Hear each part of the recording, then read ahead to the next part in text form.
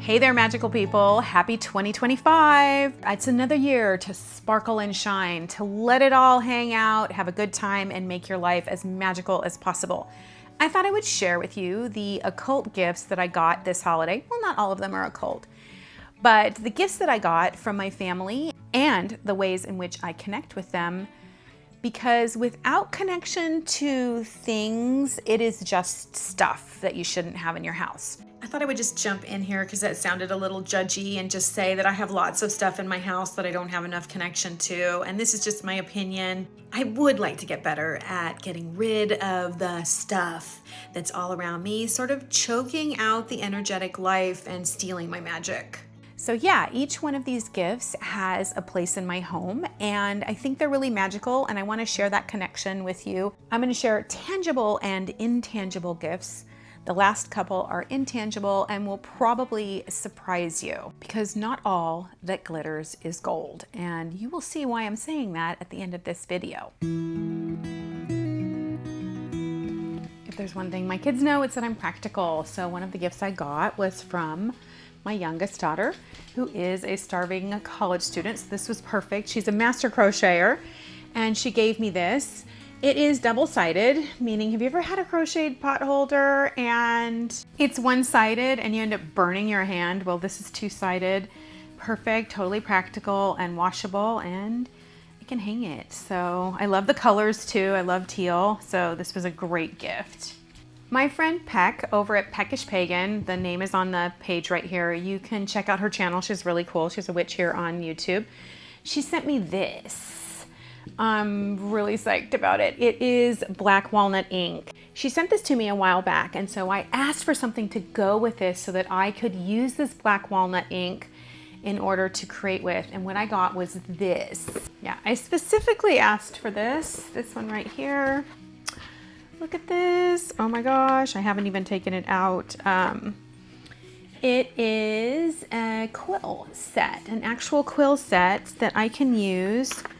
You can see right here, it's got all the different nibs on it, and it's got this beautiful owl feather that's sustainably harvested. It's ink ink in it, but I'm really looking forward more than anything else to using this black walnut ink from Peck for doing my magical petitions. Isn't this awesome? Doesn't this look like it's just gonna be so much fun? This is actually from my mother-in-law who, you know, she's not really into this kind of stuff, but she'll get me whatever I ask for every year. And what makes this special is that she gets to be a part of my magical practice. I get to pull on her heritage. And it's also really cool. Like, I have this connection with another witch, which is on the other side of the country here in the United States. And I get to kind of pull on that magic. And so there's a lot of meaning in this gift for me. It allows me to really honor friendship, honor connection, honor ancestors, while pulling all of that into my practice. 2 of my daughters got me these. So these are different ephemera stickers that are just super cool for working, like using in my grimoire or in my journals. And they're just fun, you know. They've got potion bottles there, super fun. This one is for my sun sign, Aries. What's your sun? Let me know down below what your sun, moon, and rising are if you know. What's really cool about this is I have the seeds to grow this plant that is associated with my sign, which is honeysuckle. And then there's all these different ephemera in here about this plant. Oh, there are the seeds. I can get to know honeysuckle in a much more, see, it has on this side, it's got a little bit about honeysuckle. This is just like the keywords with honeysuckle, and then there's like the picture on the back. I thought this was really thoughtful, and it kind of speaks to my love of astrology. It's just kind of a kitschy little thing, but it's something that I will actually use because my kids know that I'm not into stuff for stuff's sake. You know, a lot of you have seen my my spirit room, and it's not super decked out because I don't like stuff. I don't like stuff crowding in on me at all. I'm a neurospicy witch, and so I just can't have stuff everywhere encroaching. As a matter of fact, I feel like the house right now is getting filled with stuff, And so for Imbolc season, which is coming up, and I'll be doing an Imbolc video here in a couple weeks, that's one of the things I'm going to be doing is getting rid of stuff, really letting stuff go, purging, releasing, you know. Anyway, I'll talk about that more later, but it's a whole thing for me, and it's definitely the perfect season for it coming up. And this seems like the perfect segue, the perfect time to jump in here and let you know that I have a newsletter that you can subscribe to down below. And coming up is the Woodland Path that we'll be starting. And there's some of you that are signed up for that. There are limited spaces available. There's a couple left. This time around on the Woodland Path, we're going to be doing Sacred Home, and it's going to be really about getting into understanding our space, creating a relationship with our space, understanding our boundaries.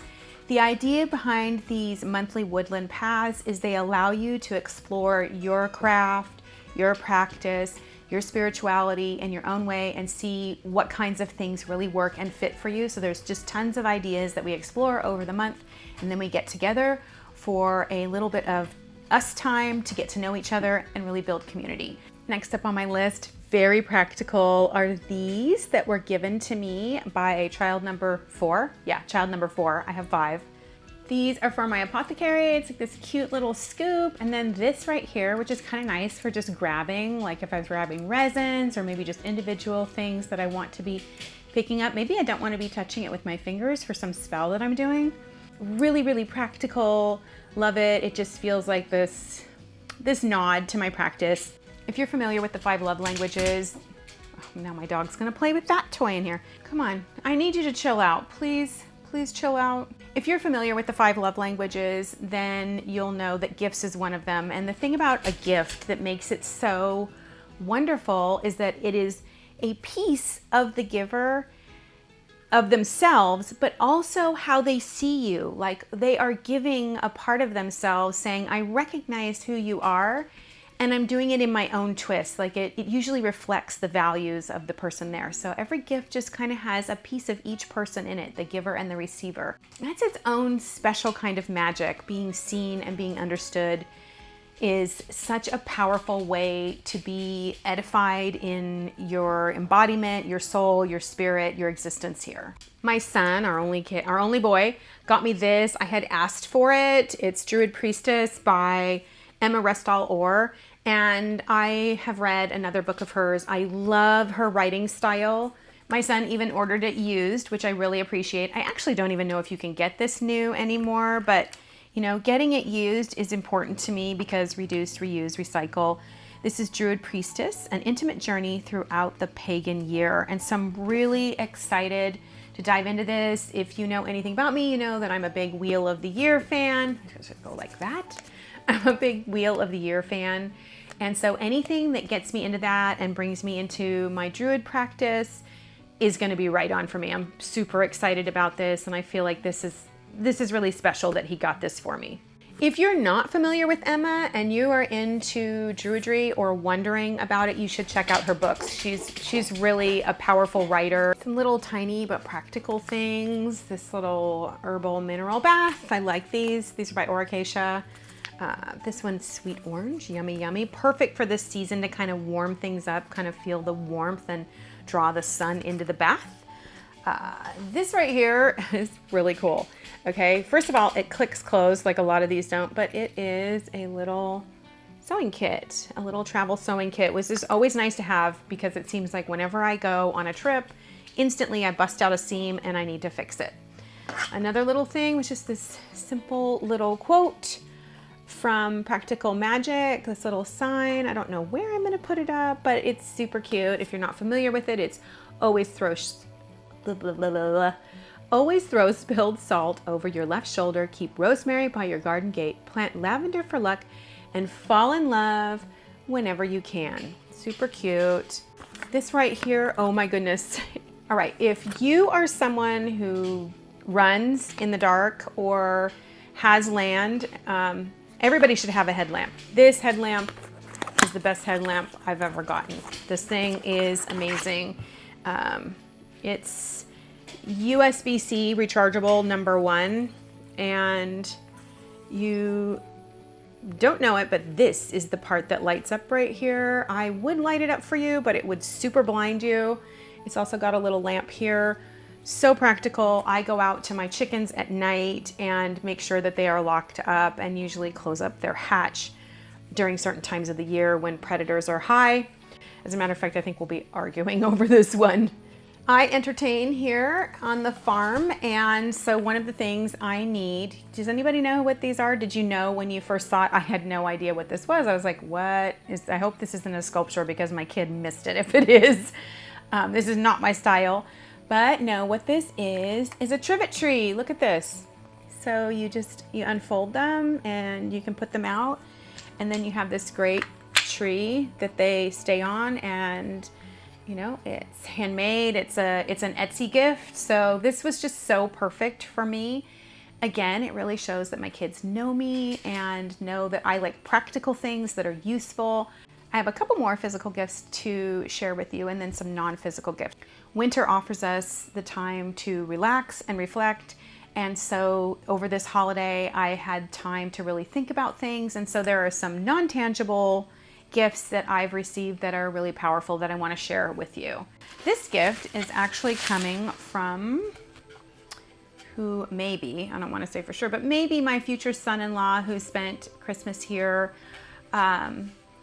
His mom has one of these machines, and so he went on Etsy and picked this out specifically for me. It's a witch and cats. I mean, can it get any better? And this really shows me that he's paying attention to who I am, and that's a really cool thing because this is not his thing at all. Again, he worked really hard to choose something that was right for me, and he even chose the color stain that went on here. So I just love this, and I look forward to putting this up on my wall and remembering the thoughtfulness of this gift and how this person may be a part of my family. Last but certainly not least, the best gift that I think I got this season was this electronic frame from my kids. I had asked them, every year I ask my kids as a group for something, and what I wanted this year was for them to find an app where they could upload pictures and where they would upload pictures. And I can even add photos from my own life on here. So this is a real treasure because it reminds me of the beauty of family, the beauty of connection. And then even though we're far away, our hearts are always knit together, and in this way I can take part in their lives. What a blessing, what a gift this was, really a true gift. And now for the non-tangible gifts, because I think these sometimes are the ones that mean the most to us. I had a chance to really embrace the stillness of winter a bit over the holidays and get back into the land, connect with my trees and my animals, and do some simple chores. And things like this bring me back into my body and allow me to ground. And I really, really needed that because of everything else that happened during this time of the year. My daughter brought my grand dogs, two of them anyway. And so I had these two little Frenchies along with my two dogs at our house, and it was kind of chaotic. I enjoyed spending time with them, but the biggest thing that I got out of this gift, because she went away and left her dogs with me for 4 days, the biggest thing I got out of this was an appreciation of my younger dog. I was kind of going crazy with our puppy, and this made me realize that he is just so calm and sweet, and he listens. So that was an incredible gift to have that contrast. So sometimes things come along in our lives and they feel kind of uncomfortable, but they create contrast for us to really sharpen the picture and see what it is that really matters to us in our life, and, you know, kind of clear things up. I'm going to end here on a pretty intense note about Solstice Tide and a gift that doesn't seem like a gift at all. And I do want to talk more in depth on this later, but I do want to share that my best friend of 33 years, if I don't start crying, my best friend of 33 years passed away on early in the morning on December 23rd. This person, there's nobody on this earth that knows me like this person. She's seen so many different iterations of me. She stuck it out with me. We know we are the keeper of each other's skeletons. You know, we're closets for one another with all of our history. And she passed away really suddenly, and that was kind of a wild ride. If you get my newsletter, then you know this. This was a wild ride. And you may be saying, how is this a gift? It is a gift. I think it's really important for us as magical practitioners to move into the realm of seeing things as energetically as not either good or bad, but things that simply are. When I look at Mother Nature and I see the way that she works, when I look at animals eating other animals, I don't eat animals, animals eating other animals, it can kind of make me sad, but it is nature's way. We see that death and rebirth are a part of nature. It's neither good nor bad, it simply is. And there is a beauty to death. And so I want to share just really briefly just an idea to stick in your quiver that I want to talk about later, because I do want to address grief during this season. I do think that this time of year is a time where we process a lot of grief because we are calm enough, quiet enough within the embrace of winter. So it is a time that we slow down enough and often find ourselves processing grief. It's also true that this time of year, there's a lot of people that have passed. It's a natural time for that to happen. So I believe that the people around us are mirrors of ourselves. They help us to see who we are by showing themselves to us. They do this through contrast. They also do this by mirroring the same things. They do this by making deposits of who they are into our lives. And I learned a long time ago when my mom passed away that while someone is here, they hold that space in our lives. They are the physical representation of something that we are learning from. And when they pass on, they no longer hold that physical space, and it is our job to hold that physical space for all the lessons that they put into us, the things that they showed us about ourselves, and the ways in which they shored us up. This is a friend who believed in me when I didn't. This is a friend who showed me patience and real kindness and a way of being non-judgmental. There are so many lessons that I am grateful for her mirroring for 33 years to me.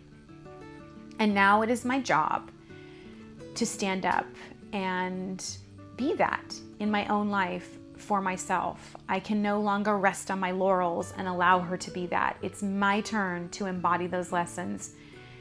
So this next year and beyond will be about understanding what those deposits were in my life, how she gifted me over the years. It will be my honor to step up and embody those things. Not exactly like she did, because I'm supposed to be me. I'm going to end on this note, and I'd appreciate it if you made it this far, if you leave me a comment down below about what you think about this concept, or maybe just an emoji. So I'm going to say this to you. We've all got the thing. Okay, now that the barking's over, we've all got the thing that we're waiting to do. Like someday we're going to do that thing. You know, my friend and I, we were going to go to Europe together someday. She was going to write a book. There were all these things that she was going to do. But nobody is promised tomorrow. You certainly are not promised tomorrow. So I will tell you this, do the thing. In 2025, find a thing that you've been waiting on doing and do it. Find the root of what that thing is. Like, why do I want to do that thing? What is it that I'm fulfilling? If you have kids and you can't take that year-long trip, you know, find what that represents to you and find a way to do that thing in a different way. Whatever it is this year, 2025, would tell you, do the thing. And I'll see you next time for this video right here.